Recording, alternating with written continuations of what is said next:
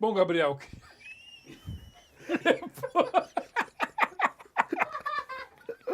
Você vai ter jeito. Olá, seja bem-vindo ao Dealer Tech Talks, o seu programa semanal de entrevistas com profissionais do universo Pro AV. Meu nome é Alexandre Algrante e hoje eu tenho o grande prazer de ter aqui com a gente o Gabriel Gonçalves da Epson. Fala, Gabriel. Tudo bem? Beleza, Como é que querido? tá, Alexandre? Hoje vai ser Obrigado aí. divertido, hein? Vai ser bom. Vai Eu ser adoro legal. fazer Dealer Tech Talks, um cara que eu conheço mais tempo aí, vai ser bacana. Legal. Eu vou perguntar assim, pra não morrer.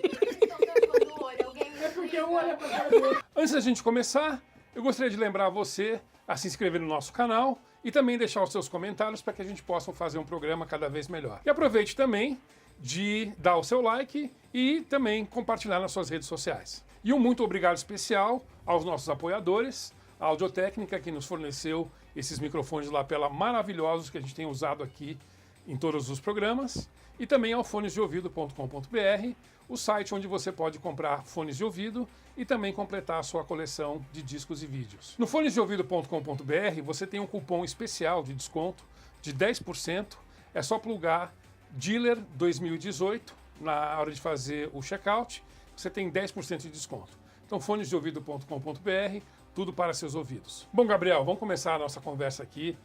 Putz, eu estou super feliz de você estar aqui. A gente conversou bastante aí, ainda bem que você conseguiu um espaço na tua agenda. Você é um cara que viaja pouco, acredito eu, né? Pouquinho. Bastante. Anda pouco de avião. Você ainda tem aquele fone da Audiotécnica que eu te dei ou não? Até hoje. Ainda funciona? Eu uso pra caramba. Bacana. Sim. Legal. A Audiotécnica é bacana. Eu adoro o noise canceling deles. Legal. E vamos começar o programa então. Fala um pouco da tua formação pra gente. Bom, Você é eu engenheiro sou, também, né? Sou engenheiro. Mas não é chato, né? Não. Então tá bom. Sou um engenheiro comercial. Por Bacana. influência do meu pai. Bacana. Eu sou um engenheiro formado na parte de elétrica, né? Engenharia elétrica. Tá. Sou formado pela Universidade Federal de Berlândia. Tá. Nascido no Rio, criado em Minas, formado em Minas. Né? Legal. E que mora em São Paulo hoje. E por que você mudou pra Minas? Meu pai, na época, a Embratel trabalha na Embratel. A Embratel ele tinha um era movimento de Embratel? expansão pelo Brasil. Ele trabalhava na Embratel do Rio de Janeiro. E aí tinha uma oportunidade para ele ir para Uberlândia. Ele foi em 82, eu tinha 1 ano e meio. E aí foi a família inteira. Além disso, eu sou, assim como ele também um pouco, um engenheiro que foi para uma área comercial. Né? Então eu acho que desde sempre. Eu fiz engenharia. Eu sempre gostei bastante de exatas, né? E acabei tomando esse rumo comercial porque o meu grande interesse é justamente em conectar o conhecimento técnico adquirido pela engenharia. Engenharia te dá muito raciocínio lógico, né? Raciocínio rápido, capacidade de solucionar problemas complexos do dia a Sim. dia. Mas eu gosto de aplicar isso em negócios, né? Então, uma base de engenharia para me dar esse desenvolvimento lógico, mais aplicado em negócios. Eu tenho um pensamento de engenharia que é assim também. Quando você se forma em engenharia aqui no Brasil, mas acredito que em outras partes do mundo também, o teu leque de opções no mercado ele se expande. Sim. Porque você pode ser um engenheiro nato mesmo, de criação de tecnologia ou de desenvolvimento de tecnologia, mas ele abre um espaço muito grande para a área administrativa, área de marketing, área comercial. Né? Então é muito comum hoje dentro de empresas de tecnologia você ver engenheiros que de fato não atuam como engenheiros, mas em áreas correlacionadas. O leque é grande. E, Gabriel, diz pra gente, desde quando você tá na Epson? Você dá um tempão Eu já, né? tô na Epson há quase 12 anos. Né? Tá. Depois que eu terminei engenharia, eu até falava na época, eu não quero mudar para São Paulo. Né? Quem mora em cidade do interior tem medo de São Paulo. Tem medo de São Como Paulo? eu sempre fui, Não, cresci São Paulo em cidade tá grande. meio aterrorizante, né? Mas acaba que a engenharia ou as oportunidades de multinacionais que trabalham com esses produtos estão aqui. Então eu saí de lá, fui para Ribeirão Preto, trabalhei numa empresa chamada TES, que é Mas integradora. você trabalhou na TES também? Trabalhei na TES. Veterano da TES? Sou, Tem um monte de trabalhei gente no lá. nosso mercado que passou pela TES, Passou né? por lá. Eu passei por lá por 3 anos, fui Tá. especialista de produto da área audiovisual. Tá. Ali eu tive meu primeiro contato com o projetor. Trabalhávamos com 4 marcas, dentre elas a Epson. E talvez, e obviamente a partir daí, quando surgiu a oportunidade na Epson, contou bastante o fato de eu ter trabalhado lá. Então, a gente está chegando no último trimestre do ano. O que rolou de legal até agora, assim? Produtos, feiras, projetos, dá um pequeno apanhado aí até agora. Esse ano a Epson deu o segundo passo no lançamento de novos produtos da linha laser. Acho que é uma continuidade de algo que foi feito no ano passado, quando ela introduziu os primeiros projetores profissionais. E de inovação, eu destacaria a gente ter já lançado plataforma laser em resoluções e brilhos mais baixos, né? Então a gente tem uma categoria de projetores de 5, 4.500 a 6.000 lumens laser. A gente acredita que essa é a tendência. O laser vai acabar pouco a pouco ganhando escala, indo para os projetores mais convencionais. E também é um novo conceito que a gente deve começar a se posicionar, que é usar projetores como forma de ambientação em projeção, né? É o que a gente chama hoje de digital sign. A gente vai lançar um projetor que ele parece um spot de luz, chama Light Scene. É mesmo? E a ideia desse produto é desenvolver um novo mercado, né? E esse mercado é como podemos usar projetor como uma solução complementar ao que a gente já tem do tradicional digital signage, mas aumentando a experiência do cliente final e do usuário com ambientação. Então você vai num evento corporativo, ou numa festa de casamento, ou numa recepção de um hotel, na recepção de uma empresa, e usa a própria projeção para ambientar ali um determinado lugar ou para chamar a atenção de determinado Bacana, produto. Também para ponto de venda. A gente acredita que a inovação do ponto de venda é você conseguir trabalhar com projeções sobre objetos que já são vendidos no mercado tradicional. Então imagina uma loja de roupa, uma loja de calçados ou uma loja de celulares fazendo uma projeção mapeada em algum lançamento ou contando uma historinha numa parede com alguns elementos presos na parede. Então a gente acredita nesse novo segmento. O laser ele vem para dar essa longa vida, né, para o projetor, instalações permanentes, e abre aí um novo caminho para essa categoria para o futuro. Gabriel, fala dos projetos esse ano. O que rolou de legal assim? Algum cinema, museu, alguma escola?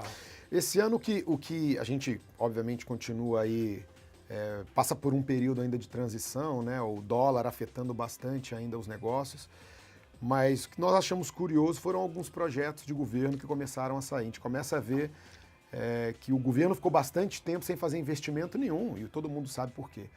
Mas não tem grana, né? Exatamente. Mas a gente acredita que o fato do governo ter passado bastante tempo sem grandes investimentos, a gente começa a perceber pouco a pouco uma demanda por produtos para aplicações tradicionais mesmo, de educação, né, corporativa, em função desse longo tempo que o governo não fez investimento em infraestrutura de tecnologia. Então, bons projetos esse ano, pouco antes do meio do ano, uma Secretaria de Educação do Estado de Minas Gerais comprou vários videoprojetores para salas de aula. A gente não via projetos nessa dimensão, né? E a gente acredita que pouco a pouco agora vão começar a aparecer mais oportunidades no mercado de projetos de governo. Gabriel, me fala uma coisa. Qual o maior avanço tecnológico no vídeo até agora? O que você acha assim que foi um divisor de águas? Assim? É o laser, o LCD? Conta pra gente. Eu acredito assim, se eu for falar dentro do escopo de projeção e da Epson, que tem tecnologia 3LCD, existia uma dúvida do mercado quanto à capacidade do painel LCD atingir brilhos tão altos. Para mim isso foi uma grande inovação, porque a Epson, como é fabricante e patenteou a tecnologia, ela provou no ano passado com o lançamento do projetor de 25.000 que é possível você ter um projetor de alto brilho, resistente à potência de luz que passa pelos painéis desse projetor, né? E ao longo do tempo manter vamos dizer assim, a uniformidade de cor, a não degradação de imagem, muito num nível aí extremamente de excelência, digamos assim. Então isso foi uma grande inovação. Hoje, quando eu comparo, por exemplo, a resistência de um painel LCD de hoje, que estão presentes nesses projetores de grandes eventos da Epson, com painéis de 10, 15 anos atrás, a gente está falando na ordem aí de mais de 200 vezes mais robusto um painel hoje, ou mais resistente. E essa resistência é que traz a possibilidade de você aumentar o brilho do projetor e aumentar a potência, né, a carga de calor e de energia que a luz, né, passa pelo painel, fazer com que o painel aguente isso e que a gente possa ter um portfólio de produto nessa categoria. O laser, eu acho que a inovação dele vem essa questão de você poder instalar ele permanentemente a longo prazo. Né? A grande dúvida, uma das grandes deficiências do projetor e que acabou contaminando bastante a percepção da tecnologia no passado era o curto tempo de uso, o curto tempo de vida da lâmpada e o custo da lâmpada. Então você tinha projetores que custavam muito caro, a lâmpada era metade do preço do projetor. Então, muitos usuários se queixavam desse investimento. Hoje em dia, não. Hoje em dia, com a chegada do laser, você tem essa possibilidade do usuário comprar o projetor e já não se preocupar mais com a questão da troca de lâmpada ou quanto vai custar a troca da lâmpada. Isso abre esses novos segmentos de instalação permanente que a gente acredita que com lâmpada não seria possível desenvolver esse mercado. E por que o 3D, ele emplaca, desemplaca, aí dá um tempo ele emplaca de novo, depois o pessoal esquece, aí volta. Eu adoro 3D, eu adoro. A última TV que eu comprei, como a TV 3D era incomprável, eu acabei ficando sem o 3D, mas aí eu comprei o PlayStation VR, que você põe lá aquele capacete, e aí você tem 200 polegadas de tela 3D. Por que o 3D vai e vem? Por que não pegou, já que é uma tecnologia sensacional assim? Eu acho que o 3D ele passou por algumas, digamos assim, algumas evoluções, né? E na primeira geração de 3D, que a gente vai datar aí de mais de 30 anos atrás, e depois alguns movimentos nos anos 90 também, o 3D, a tecnologia de 3D daquela época ainda causava muito desconforto para várias pessoas que ficavam tontas, né? Tinha o tal do motion illness, né? Que é o cara que começa a ver o 3D, ele começa a sentir aquela sensação de embrulho no estômago. Sim. E não suporta por muito tempo. Eu acredito que existem novas tecnologias hoje que substituem essa experiência do 3D. Você deu um exemplo, né? Um VR ou um óculos de realidade virtual. Esses tipos de ambiente, até mesmo você criar ambientes de imersão, né? Hoje você vê bastante essa tendência de criar jogos ou criar atividades em ambientes que têm de imersão. Eles já te dão uma experiência 3D de presença muito grande. O 3D que a gente viu agora nesses últimos 10 anos, do óculos, da TV, do projetor, ele foi transitório, né? Teve uma expectativa que agora o 3D ia vingar. E na minha opinião, existe uma questão que está linkada com o cérebro ainda, essa é uma opinião pessoal, né? E escutei alguma coisa a respeito disso já também, que assim, quando você usa um óculos, seja ativo ou passivo, para enxergar 3D, você tem que botar teu cérebro trabalhando o tempo todo. E você suporta isso só por uma janela de tempo.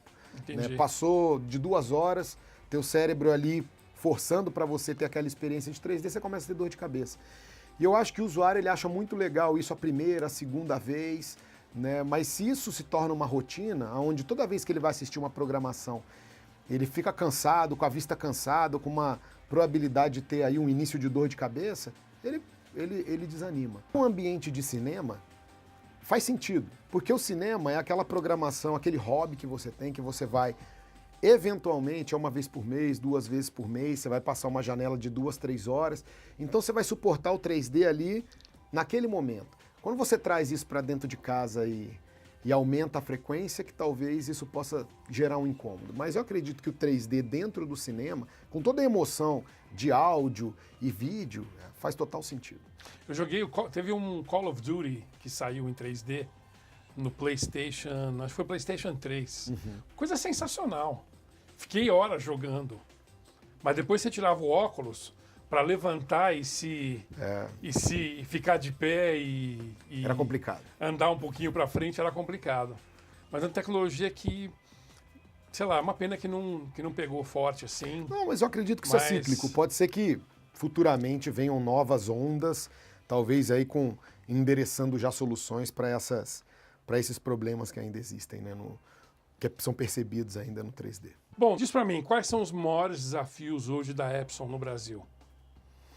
Eu acho que se a gente for analisar de uma maneira de curto prazo, se a gente for curto, médio, longo prazo, a Epson passa por um momento agora de lançamento de produtos em novos segmentos do mercado, principalmente voltados a B2B, onde ela busca uma consolidação de um posicionamento ou uma participação mais expressiva. Então, quando eu falo em projetores, toda essa linha profissional de alto brilho, os projetores laser, são produtos que a gente busca uma consolidação desse portfólio.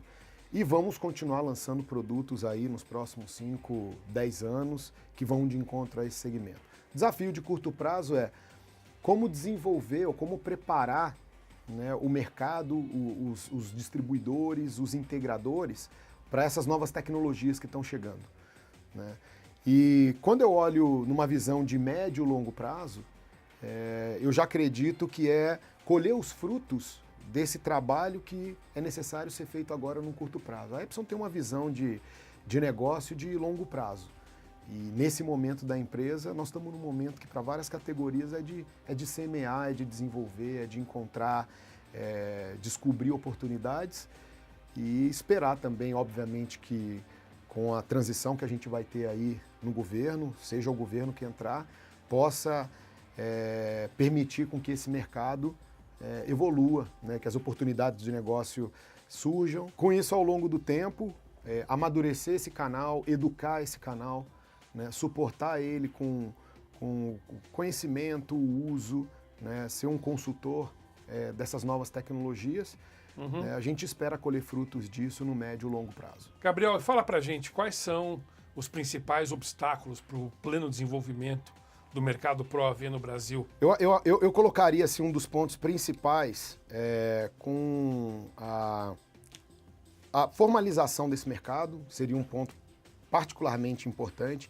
Quanto mais esse mercado se formalizar nos modos operantes de comercialização, mais a gente vai alcançar objetivos ambiciosos. Eu falaria um pouco também sobre a própria questão de educação, que hoje ainda é um dos desafios que nós temos com os profissionais que estão aí. Tem muito profissional legal no mercado, como eu disse no começo, lá na nossa entrevista. Profissional que tem informação interessante, mas profissional que é carente de informação, quer ter informação, e hoje a gente tem pouca oportunidade ou pouca oferta de capacitação para esse pessoal aqui. Os fabricantes hoje têm cada um a tua estratégia de treinamento, mas se você compara esse tipo de iniciativa com iniciativas que tem lá fora, a gente vê que tem bastante espaço para crescer. Eu coloco também, Alexandre, um ponto que está relacionado com o mercado, né? A gente viveu aí esses últimos 2 anos, 2, 3 anos, um mercado muito complicado, muito difícil de se fazer negócio, né? Desafios grandes, seja por empresas que ao longo do tempo aí acabaram se enfraquecendo ou perdendo espaço, fechando, né? Profissionais bons que saíram de empresas, isso tudo fruto de uma economia que não está acelerada, que não está forte, né? E aí a gente espera que os próximos governos, os próximos anos, eles sejam mais, digamos, abertos, né, a esse tipo de investimento e que a gente fortaleça esse mercado com essa união, né, das empresas e as empresas que trabalham aqui nesse segmento, né, que a gente tem hoje, o caso da Dealer, né? Vamos pegar o exemplo de uma iniciativa da Dealer. Essa iniciativa da Dealer, do Dealer Tech Day, vem de encontro à nossa realidade hoje, né? A realidade hoje do mercado de áudio e vídeo é um pouco essa, é um desafiador.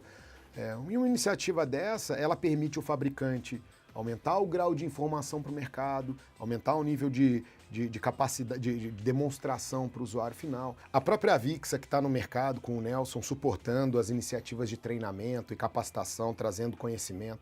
A gente tem expectativa que essas instituições cada vez mais estejam no Brasil suportando as empresas do mercado de áudio e vídeo. É porque eu posso...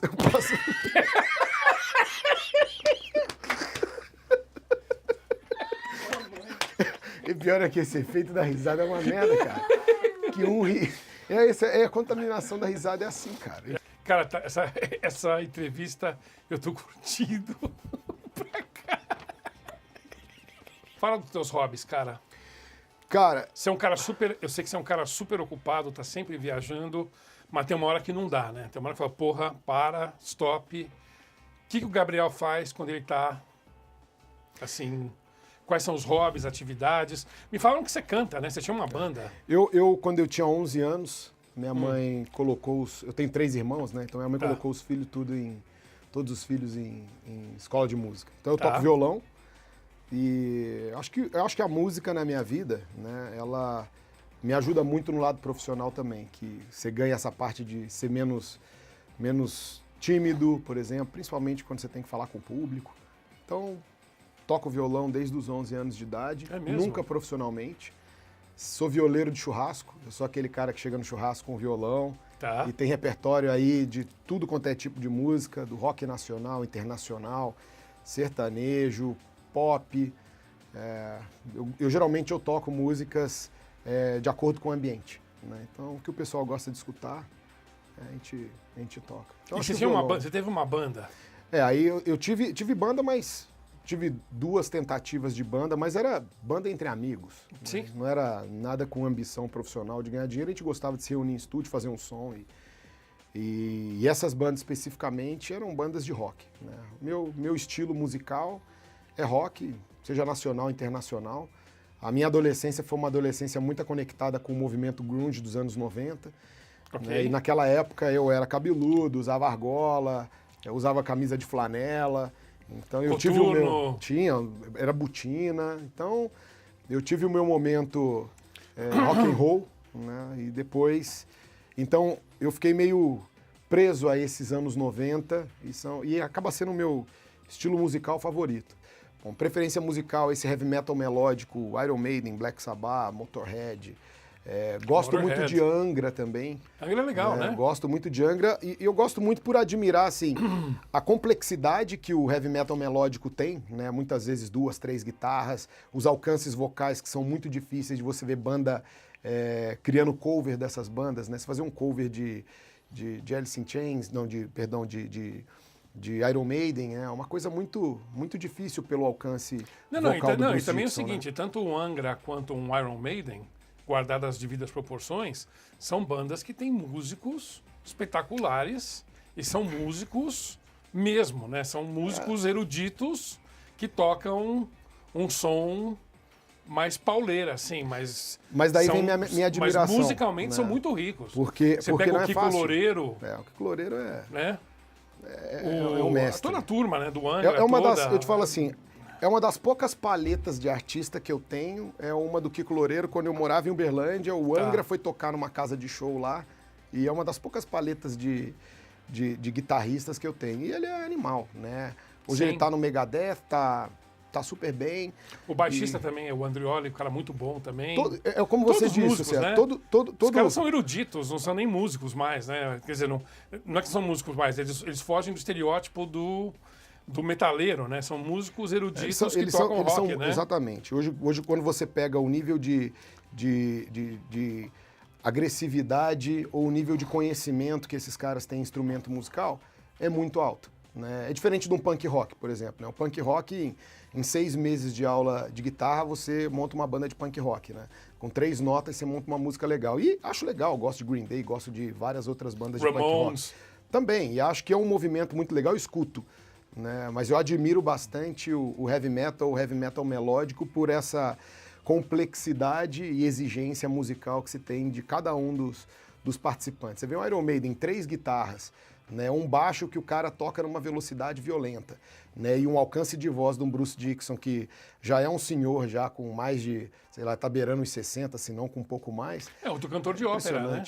Então outro cantor lírico, né? É admirável. Bom, eu acho que fora da música, eu também sempre gostei de praticar esportes. Hoje, ultimamente, eu sou o básico de corrida e academia, mas quando eu era moleque, jogava muita bola, jogava muito futebol. Acho que isso era uma coisa que eu gostava bastante de fazer, né? E talvez o meu novo último hobby é ser pai, né? Então hoje eu tenho um filho novinho que acaba tomando aí um tempo nosso aí, é bem gostoso, né? De ser pai, usar isso como o lado de você viver o que está completamente fora desse ambiente profissional, né? E aí cada dia uma descoberta e é uma diversão, né?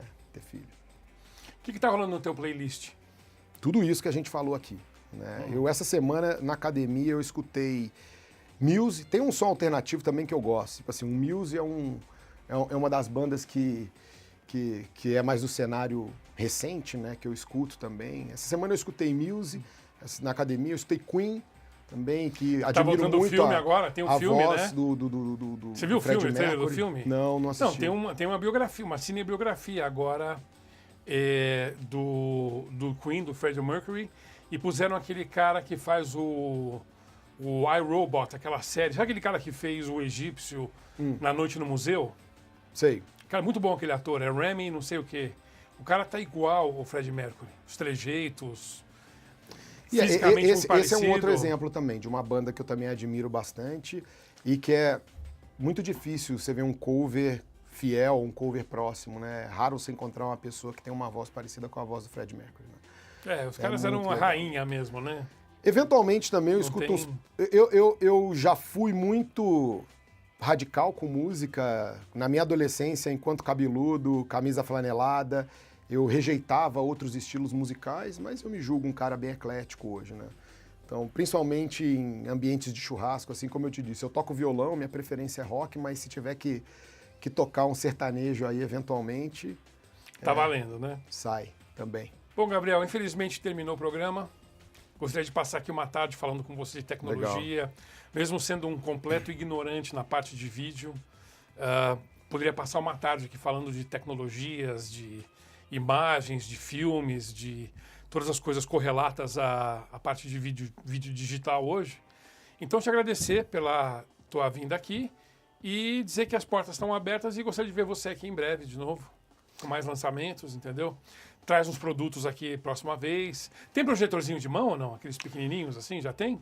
Para o futuro é bem provável que Ou um saia de alguma anel coisa. assim que você... Ah, quem sabe. Um anel assim que Inovações, você... né? Inovações assim, Inovações né? tecnológicas. Ou um de óculos, né? Que você põe um óculos fininho, você tem 300 polegadas na tua frente assim, em 8K, Quem sabe? 8K Quem sabe 3D. são as inovações que estão às 7 chaves aí dentro da empresa. Muito bom. Então tá, querido, muito obrigado. Eu queria agradecer a oportunidade, o convite, parabenizar você e o pessoal da Dealer por essa iniciativa. Acho que o mercado só ganha em conhecer cada vez mais, um pouco mais do outro lado de profissionais que estão por aí. E eu espero também seguir acompanhando e vendo novos colegas também vindo aqui e poder compartilhar um pouco das suas histórias, das suas experiências. É sempre muito legal ter esse tipo de interação com os amigos do mercado. Muito bom, querido. Seja sempre bem-vindo aqui. Obrigado pela sua audiência. O Dealer Tech Talks vai ficando por aqui. Semana que vem tem mais, sempre com profissionais de primeira linha do mercado de Pro AV. E, de novo, lembrar vocês a deixar os seus comentários e também assinar o nosso canal no YouTube. E aproveita também, dá o seu like e compartilha nas suas redes sociais. Então, até semana que vem, Dealer Tech Talks fica por aqui.